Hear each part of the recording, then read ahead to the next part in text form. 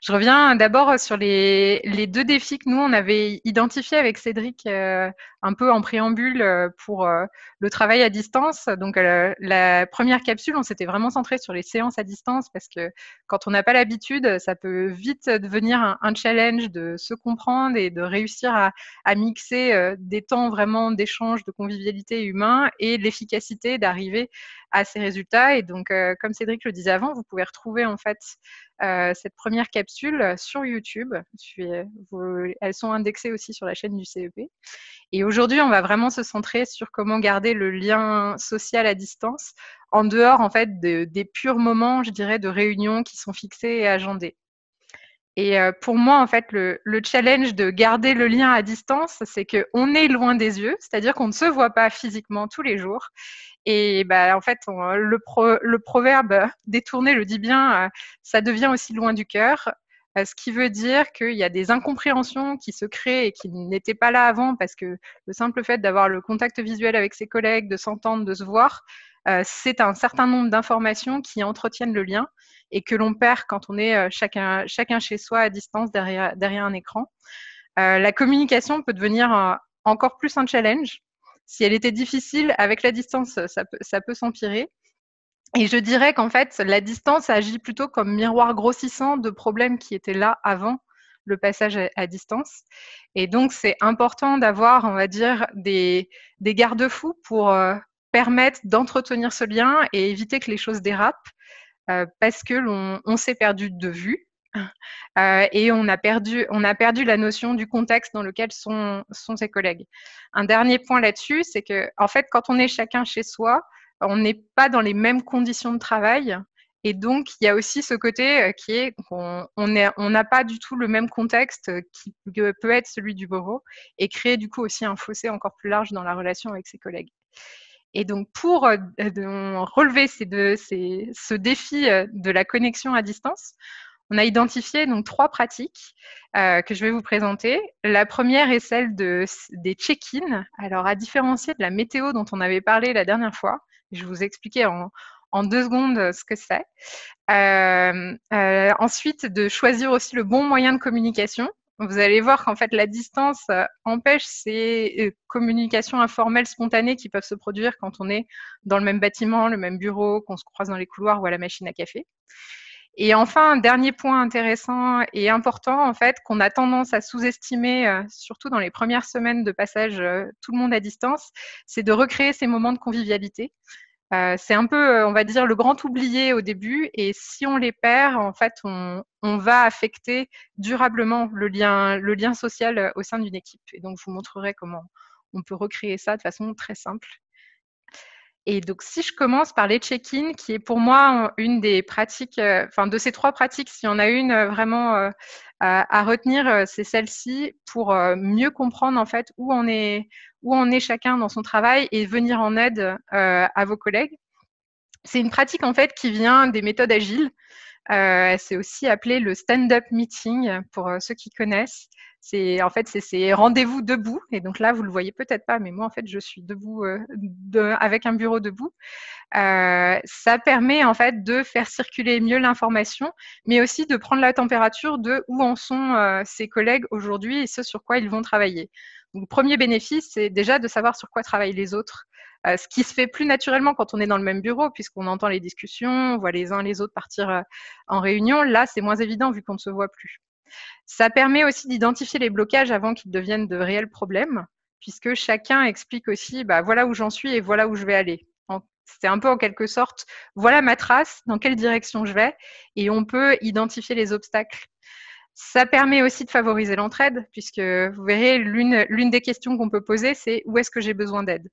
L'un des plus gros freins à la collaboration à distance, moi, que je constate, c'est comme ça devient compliqué de communiquer avec ses collègues, on n'a pas forcément le réflexe d'aller demander leur aide parce qu'on part du principe que soit ils sont surchargés, soit pas disponibles. Et très vite, on peut créer des points de surcharge non visibles qui vont devenir des blocages pour toute l'équipe. Et enfin, ça permet de rester motivé parce que les journées sont longues et se ressemblent quand on est à distance. Et le fait de voir ses collègues, d'avoir un peu ce moment quotidien ou hebdomadaire, ça donne un rythme. Et donc, ça maintient la motivation dans le temps. Très concrètement, comment ça se passe un check-in? C'est donc en fait une réunion rapide pendant laquelle on va adresser toujours les mêmes questions. Alors à gauche, je vous ai mis l'image de la version Slack, donc avec un petit bot qui vous pose les questions. Ça, c'est ce que je faisais dans une de mes équipes à distance. En fait, je recevais tous les matins à 9 heures les questions du robot qui me demandait qu'est-ce que tu as accompli hier, sur quoi tu vas travailler aujourd'hui. Donc ça me donnait en fait un objectif, un point de focus. Et est-ce que tu as besoin d'aide? Et là, je disais, oui, moi, par exemple, je dois rédiger un post LinkedIn sur tel et tel événement, mais j'aurais besoin d'avoir plus d'informations. Rien qu'avec ça, ensuite, c'était posté dans le canal partagé avec mes collègues. Ça leur permettait aussi de savoir, ok, Sophie, elle a besoin d'aide là-dessus, je peux répondre. Et on organisait en fait nos journées comme ça, ce qui nous permettait, même si on n'avait pas de contact pendant toute la semaine avec nos collègues, de savoir en fait où ils en étaient très facilement et chacun à son rythme. Ça, c'est un exemple de check-in asynchro. L'idée, en fait, c'est de trouver la recette qui fonctionne bien pour votre équipe. Et cette recette, c'est comme les pâtes. C'est-à-dire, je pense qu'il y a autant de sortes de pâtes et de recettes de pâtes qu'il y a d'êtres humains sur Terre. Et donc, c'est pareil avec les équipes. À chacune de trouver en fait la recette de son check-in, c'est-à-dire de ce moment où vous allez vous dire, ok, voilà, je démarre le travail et voilà sur quoi on va avancer pendant cette période de temps. Dans certaines équipes, typiquement cette équipe à distance dont je vous parlais, nous on avait un check-in quotidien qui se faisait de façon asynchro, par écrit et avec des questions qui étaient celles que je vous ai montrées avant. Et en fait, on recevait les questions à 9 heures et l'idée, c'était il fallait y avoir répondu avant midi. Dans d'autres équipes, l'idée, ça peut être de se dire tous les lundis matins à 10 heures, on se réunit, on a un créneau d'une demi-heure dans l'agenda et chacun va répondre aux mêmes questions. Et ensuite, on se laisse la liberté de venir s'entraider et d'échanger. Mais c'est en direct, c'est à l'oral, c'est à une heure précise et c'est hebdomadaire. Les 5 points que je vous ai mis là, c'est vraiment en fait les 5 questions à se poser pour inventer votre propre recette de check-in et voir ce qui correspond et répond aux besoins de votre équipe. Quelle est en fait la façon à vous de vous synchroniser et de créer ce lien entre vous pour savoir finalement où en sont les uns les autres et créer ce réflexe d'entraide. Parce qu'on a très vite on perd très vite de vue qui est en surcharge et qui aurait besoin d'être aidé. La deuxième proposition, à part s'il y a déjà des questions, et je les prends volontiers. Alors, c'est pas forcément une question, mais c'est vrai que je voulais partager ce que nous, on avait mis en place au CEP. Donc, l'idée du stand-up meeting, on l'a mis en place au CEP. On a appelé ça le stand-up CEP, ou bien le Scrum CEP. L'idée, c'est que tous les jeudis matins, on passe maximum 15 minutes. Et c'est vrai que ça, c'est un des points spéciaux normalement du stand-up meeting, c'est chronométrer maximum 15 minutes. Et il n'y a que finalement de l'information qui passe dans un sens. On ne crée pas de discussion, mais on crée que du partage d'informations, à savoir est-ce que quelque chose peut être utile pour d'autres personnes et effectivement, est-ce que j'ai besoin d'une information que quelqu'un peut me donner. Et la particularité, c'est pas oui, moi j'ai quelque chose ou moi je peux, enfin peut-être, etc. C'est moi je peux t'aider. Du coup, on en parle après, mais en bilatéral. Et la différence entre une séance souvent et ce qu'on appelle ici le check-in ou bien la Scrum, c'est qu'on ne va pas commencer à créer des débats au sein de cette discussion, mais simplement échanger de l'information rapidement, puis ensuite discuter en petits groupes. Donc ça permet de ne pas bloquer tout le monde pendant 2 heures. Et puis une autre raison, je ne sais pas si tu l'as annoncé, le fait d'être debout, c'est que si vous êtes debout, vous avez moins envie de rester debout pendant 2 heures. Donc c'est de faire en sorte que les gens ne soient pas forcément confortables dans la position dans laquelle ils sont, pour qu'ils aillent le plus vite possible, pour qu'ils soient le plus concis possible, et donc que ça aille relativement vite. Oui, et je vois peut-être les objections qui vont arriver, mais moi j'ai pas la chance d'avoir un bureau réglable comme moi c'est le cas à la maison puisque je travaille souvent à la maison. En fait, vous avez un bureau réglable que vous ne soupçonnez pas, c'est votre planche à repasser. En fait, vous mettez des livres dessus. Vous pouvez tout à fait vous faire un bureau réglable temporaire. Et en plus, vous n'aurez pas envie de rester des heures devant votre table à repasser. Donc, je vous assure, c'est très efficace pour faire des check-ins.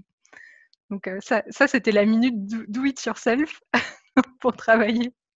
à la maison. J'en arrive à la deuxième pratique tout aussi importante sur choisir le bon canal de communication, puisque en fait, l'un des challenges quand on travaille à distance et pour maintenir le lien, c'est que des conversations qui se faisaient de façon spontanée, justement en se croisant dans un couloir ou à la machine à café, comme vous le voyez sur les deux bonhommes de gauche, vont être beaucoup plus compliquées à recréer et se pose alors la question de mais où est-ce que je peux partager une idée? Où est-ce que je peux juste poser la question à mon collègue de comment ça va? Pour moi, il y a vraiment une distinction à faire entre la communication purement écrite, c'est ce que je vous ai mis sur le haut, et la communication à l'oral. Pourquoi? Parce que dans l'écrit, vous allez juste avoir, on va dire, le contenu lisible, mais pas les intonations de voix qui vous donnent déjà une partie du non-verbal et une série d'informations, en fait, sur l'intention, les émotions, comment se porte votre collègue, que vous perdez, en fait, dans de la communication écrite, même si les smileys, ça aide beaucoup. Et donc, c'est pour ça que je vous encourage notamment à utiliser la messagerie, les messageries instantanées quand ce sont pour des petites questions comme ça que vous auriez posées en passant une tête dans le bureau de votre collègue. L'email est vraiment à privilégier si vous avez besoin d'un suivi et de revenir en fait point par point sur l'ensemble de la discussion. Gardez en tête que en ce moment, la plupart des gens sont saturés d'emails, donc moins on en écrit, mieux la planète et le niveau d'attention de vos collègues se porteront. Donc essayez aussi de privilégier autant que possible d'autres canaux qui sont aussi des moyens derrière de garder le lien. Parce qu'un appel téléphonique, justement, va vous permettre de poser la question du comment ça va et prendre un peu des nouvelles. Le bémol de l'appel téléphonique, c'est que vous ne savez pas forcément dans quel contexte vous allez prendre votre collègue. Donc, posez toujours la question au préalable de est-ce que je te dérange? Encore plus s'il travaille à la maison, parce que vous ne connaissez pas du tout son contexte. Et une alternative, sinon, moi j'ai vu de plus en plus se développer, sont les audios WhatsApp. Si vous avez le numéro personnel et que vous pouvez échanger via numéro personnel, l'avantage, c'est que vous laissez votre audio et votre collègue vous répond quand c'est bien. Mettez-vous simplement d'accord, déjà, sur est-ce qu'il est OK d'utiliser ce canal personnel, parce que ça reste un canal personnel, et s'il y a des horaires auxquels il ne souhaite pas être dérangé, il ou elle ne souhaite pas être dérangé, parce que ça reste, encore une fois, un média très pratique, mais un endroit où la frontière entre privé et professionnel est, on va dire, un peu malmenée. Ouais, Des réactions. j'allais dire justement, et là c'est un cas assez particulier parce que c'est vrai que WhatsApp audio, on est dans le téléphone portable. On a les gens qui disent, moi le téléphone portable c'est privé, du coup je veux pas mélanger le professionnel et le privé. Comment tu fais dans ces cas-là en fait? Quel est le bon, on va dire le bon équilibre entre le je respecte la vie de l'autre et en même temps je reste connecté avec lui? Alors, c'est là où, en fait, ce qui complique les choses à distance, ça vous demande de faire du cas par cas. Il n'y a pas de recette magique. Tout va être dans quel est le niveau d'interaction que j'ai avec mon interlocuteur. Les deux canaux du dessus, email, messagerie, sont des canaux d'entreprise, sont des canaux que vous pouvez utiliser de toute façon. Et la distinction entre les deux se joue vraiment sur quel est l'objet, l'intention, le contenu de votre message et le degré de rapidité auquel vous voulez une réponse aussi. Quand on passe par le téléphone portable, justement, donc le portable personnel de votre collègue, c'est posez-lui la question, en fait, de savoir est-ce que ça te dérange que je passe par ce canal-là? Est-ce qu'il y a des horaires où tu veux absolument pas que je te contacte?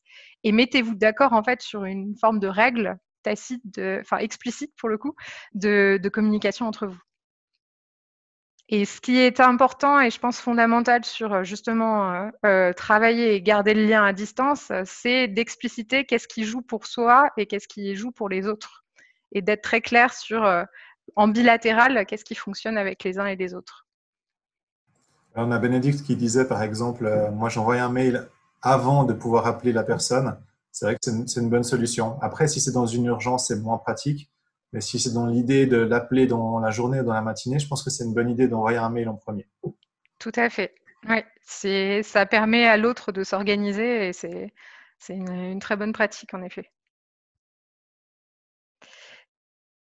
S'il n'y a pas d'autres réaction commentaire, je propose de passer à la dernière pratique qui est souvent, moi ce que j'ai observé, une chose qui peut se perdre quand on passe à distance, surtout si vous êtes dans une organisation qui, se dit: «Ah bah, en fait, l'avantage du travail à distance, c'est qu'on devient tous hyper productifs parce qu'on est juste centrés sur, faire notre boulot, point».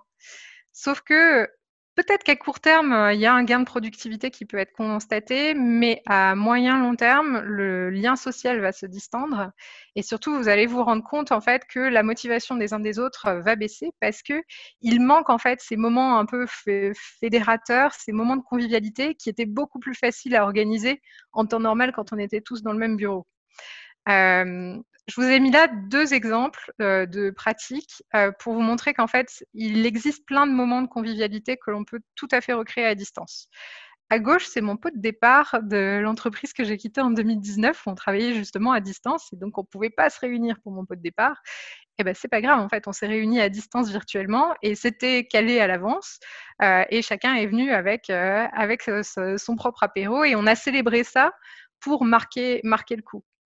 À droite, je vous ai mis, c'est une pratique de résilience donc du Resilience Institute Europe, qui en fait explique que c'est hyper important de pouvoir établir un contact visuel avec des gens au quotidien. Pourquoi? Parce que c'est ça qui crée réellement la relation de confiance. Le fait de se voir énormément passe par les yeux.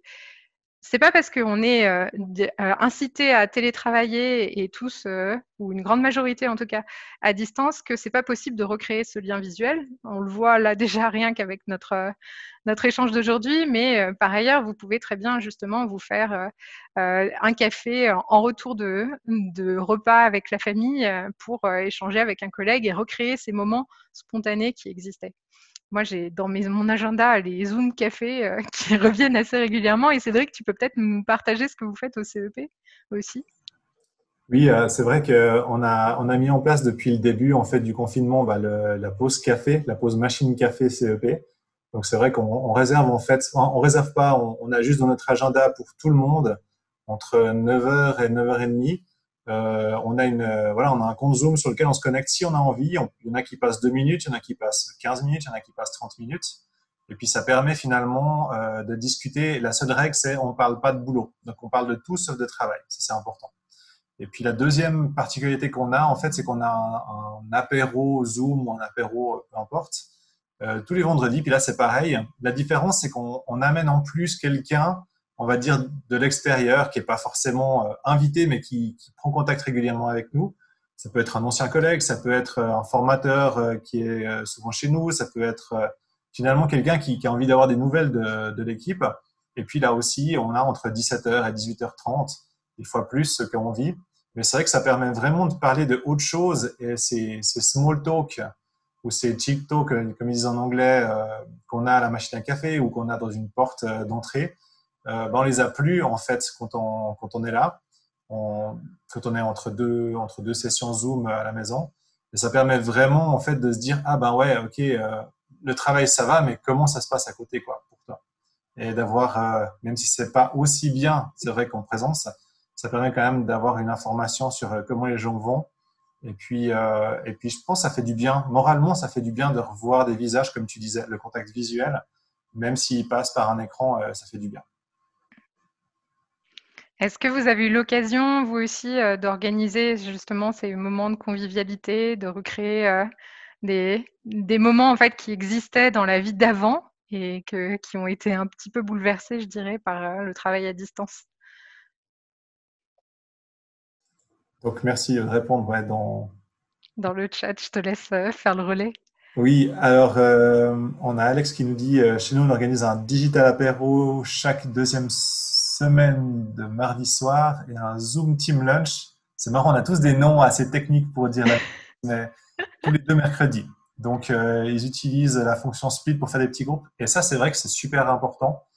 Zoom permet de créer des sous-groupes où on peut discuter. Quand vous êtes 15 à discuter sur un Zoom, vous n'aurez jamais le même détail ou la même manière de parler.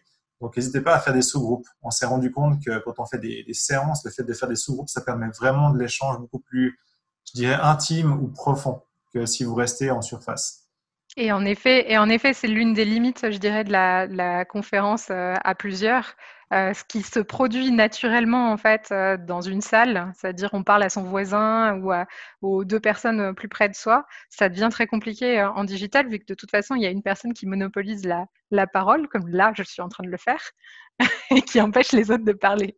Donc c'est une super pratique les sous-groupes Oui, pour et ça. puis en plus, il y a quelqu'un qui va forcément faire la modération ou faire la facilitation spontanément, et il n'y a pas la possibilité, comme quand on est en physique, de pouvoir faire des petites discussions à gauche à droite.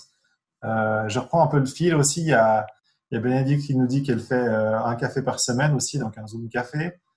Sam, bah, on espère qu'il va en faire par la suite. À vous de mettre ça en place dans votre groupe. Et puis, on a une autre personne aussi qui fait bah, tous les matins avec des étirements et puis de temps en temps des Pictionary en ligne. Donc ça, c'est assez sympa. Donc ça permet de faire des petits jeux qui, voilà, qui détendent l'atmosphère et qui font un peu autre chose que du pro. Je connais une équipe qui a un cours de 15 minutes de gym tous les jours à midi. L'idée étant en fait, alors donc il y en a une qui guide et puis tous les autres qui font pareil avec la webcam. Ça a le mérite en fait de casser la journée, de voir un peu comment vont les collègues et au-delà de ça, de bouger parce que l'un des blocages du travail à distance à la maison, c'est que très vite on devient moins mobile et on va développer, on va dire, des pathologies, des troubles musculo-squelettiques encore plus vite, je dirais, que dans un bureau classique où on va dire l'ergonomie est un peu plus garantie.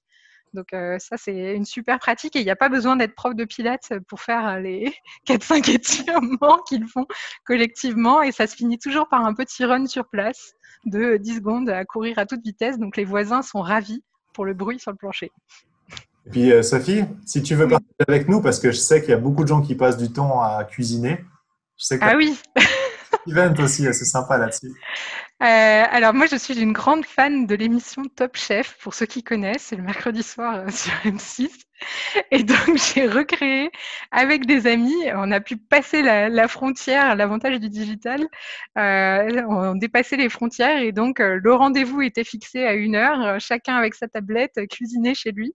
Et puis ensuite, on envoyait la photo de son plat et on jugeait uniquement sur le visuel. Du rendu, sachant que le petit défi ou la contrainte qu'on s'était donnée, c'était de ne cuisiner que avec ce qu'on avait dans le placard et on s'était bien arrangé pour que ça soit après, on va dire un certain temps loin du supermarché. Donc, on a baptisé ça le Top Chef spécial confinement. Voilà. Et c'était un super moyen de garder le lien et justement de créer une activité conviviale même si on est chacun chez soi. Oui, il y a aussi Sophie qui nous dit que voilà, il y a eu assez peu de liens en fait jusqu'à présent. Donc ils ont fait une pause café la semaine passée, puis ils essaient d'en refaire une cette semaine, si j'ai bien compris, demain soir. Et puis on a aussi quelqu'un qui dit qu'ils ont un challenge en fait de faire 10 000 pas par jour. Ah, Voilà, ce qui est un petit peu l'objectif de l'OMS, de faire les 10 000 pas par jour. Et on envoie des photos dans nos lieux de balade. Ah ouais, ça c'est pas mal aussi. Ça permet une sorte de safari photo des journées. ouais, c'est pas mal du tout. Et ça permet de bouger et de sortir un peu de chez soi. Peut-être pour récapituler, du coup, je vous ai remis les 3 pratiques qu'on a vues sur ces check-in donc ces temps en fait d'échange qui permettent de dire où chacun en est et demander de l'aide, de bien choisir en fait son canal de communication en fonction des messages que l'on a à passer et de l'intention aussi pour pouvoir garder le lien. Et enfin de recréer ces moments de convivialité. Pour moi, ce sont un peu les trois clés pour, même si on est loin des yeux, rester près du cœur et garder ce lien qui, pour moi, est fondamental et la base, en fait, d'un travail en confiance et de la collaboration, en fait. Parce que c'est un des challenges du travail à distance, de maintenir un bon niveau de collaboration. Et je pense que ça passe par créer des moments qui nourrissent cette confiance entre collègues et cette compréhension, du coup, du contexte des uns des autres. Et donc, s'il vous reste des questions, je crois qu'on est pile poil dans les temps, mais nous, on les prend volontiers avec Cédric. Sinon, vous pouvez réintégrer une activité normale et partir dans vos autres meetings. C'était un plaisir, en tout cas, de vous avoir pendant cette capsule.